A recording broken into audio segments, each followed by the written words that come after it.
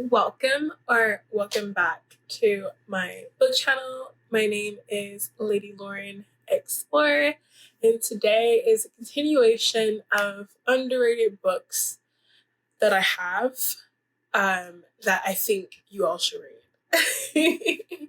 And we're going to start off with this next book being by C.B. Staten, and it's Thunder in Her Body. This book was, I read this book last year during, I want to say, either the month before Christmas or Christmas. And I had this book in my wish list for 3 years, but I just didn't want to read it or buy it because the cover just off-put me, and the plot kind of got me, but it just didn't stand out to me. Then this the 2020, I think 2020 or 2021 is when I started to get into reading heavily, and I needed to read a tune. So I went on my book wish list and found this book again. It was one of the first books I put on my wish list. So it was at the very bottom. It was the very last one. So then I was just like, okay, well, this will meet my criteria for a tune. Let's just buy it. It's also fairly cheap. So I buy it. I didn't read it for my tunes. But because I had a tune challenge. So I didn't read it for my tune challenge. But I had already bought it, so I just put it on my bookshelf. Then that next month, my roommate chose this book for my prompt of my roommate chooses my book. She thought that this book looked boring and wasn't going to be good, so she wanted me to read it. And I was with her, and I was like, oh man, I don't want to read this, but I can't change it. And she was like, well, do you want me to change it? And I was like, no, you already chose it, so I'll go ahead and read it. So I'm so glad I did. This book was amazing. I started to read this book because I was like, oh, I'm just going to get the books that I don't want to read out the way. And I read this book throughout the night. So I finished the book too. I missed school the next day because I overslept from reading this book. It destroyed me at points in times. I was crying a lot. I felt so much passion from this couple. It was amazing. It was immaculate. This is a mature love kind of story.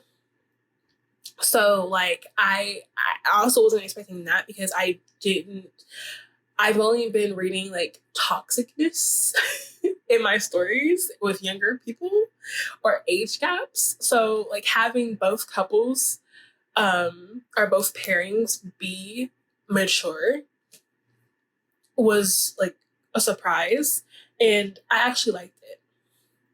So we get our main couple, because even though there is two couples in the book, we're following Lynette and Blaze's story.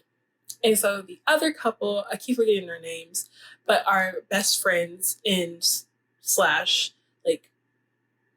founding brothers with our main couple. So Lynette is a Black woman who is on the verge of retiring, or she is retired as we start the story with her.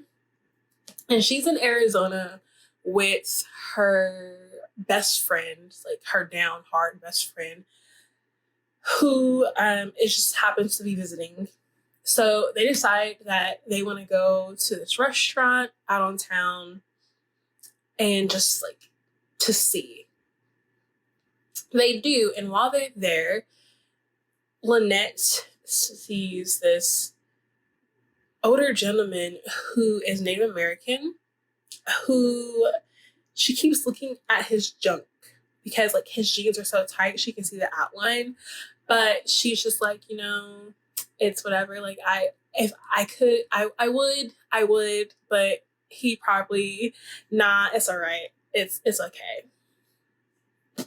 But he is discreetly looking at her while she's discreetly looking at him. And they decide that, hey, we have a table. If you guys, like, he came in with his best friend or his founding brother. And he's like, hey, they're like, Lynette is like, hey, if you don't mind, you can come sit with us. And they're like, two beautiful women? Yeah, we'll sit. Which I was just like, yeah, come on. Anyways, and Lynette and Blaze have this connection, this instant connection. It almost seems like it's fated, because I categorize this as fated lovers. It's just because, like, even though they have been previously married, have previous kids with their significant others, it's just they have this connection, this bond that they have is so instantaneous. It's so gripping that it had to be fated lovers. It just had to be fated lovers. But they have this like flirtationness at dinner. Both couples do. Again, all four of these grown men and women are either in their early 40s or late 40s. And then they have like very dominating careers, like lawyers. I think two of them are lawyers. That's how like bond together. And Blaze, he is a rancher.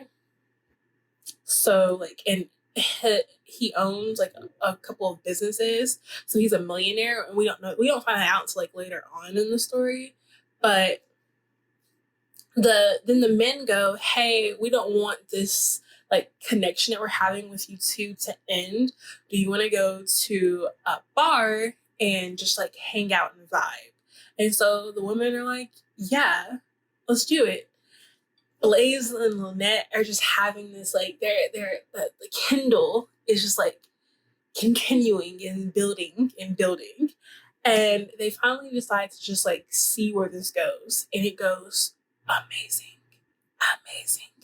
I'm telling you, I fell down the rabbit hole, and I just couldn't get myself out until like 2/3 into the book, when like it changed a lot.